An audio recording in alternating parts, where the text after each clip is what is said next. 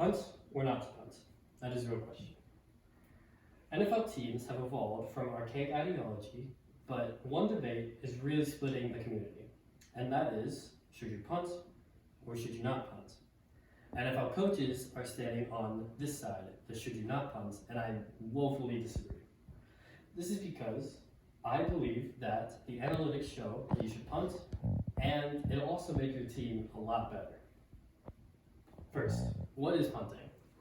An article from Rookie Road states that punting means drop kicking the ball to your opponent.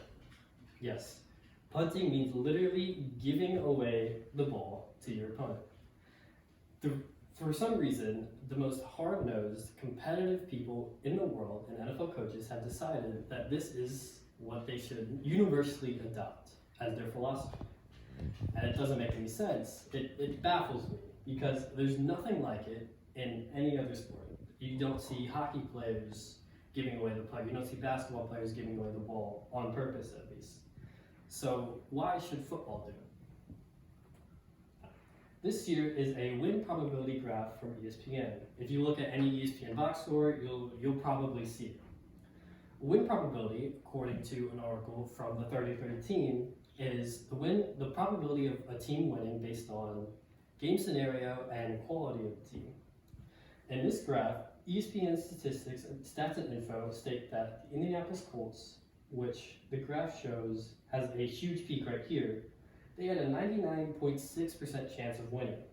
But as the graph shows, they didn't win the game, as the graph ends at the Minnesota Vikings end, which with 100% win probability.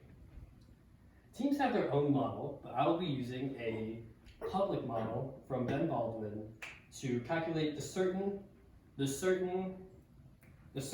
win probability of a play. Let me show you one example. Last Super Bowl, the Eagles won, or they didn't win. They had a 4th and 3 on their own 32-yard line and were down by 1 in the 4th quarter.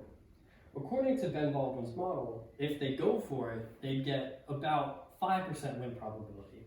And that's a huge amount for a non-scoring play. The Eagles disagreed with this logic and punted the ball away.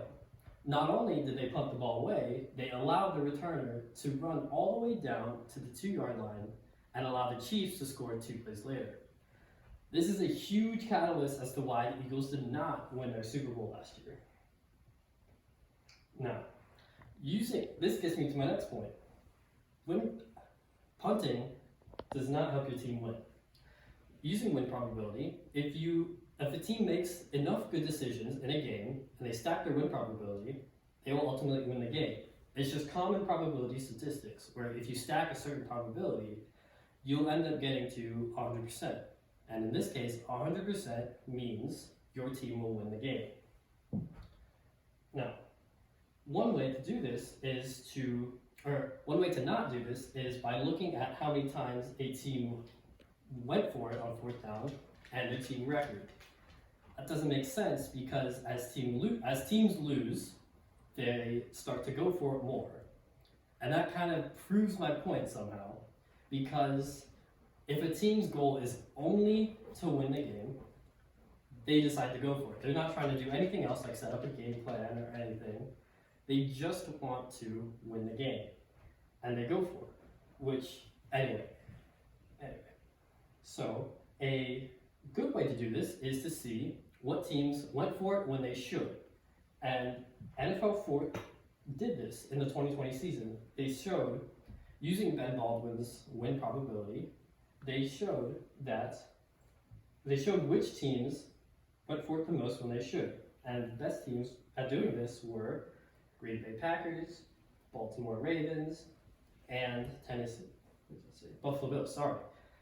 The combined record of these teams were 37-11, which means they won 77% of their games, with the NFL average being only 50%. If they conducted this research during this season, they'd get the same exact results. And I say all of this because, I feel that teams should go for it more on 4th down. And if you find a fan saying that they like punts, show them the analytics behind it, show them that their team would be better, and hopefully one day we can get the NFL to abolish other punts. Thank you. In the beginning, you said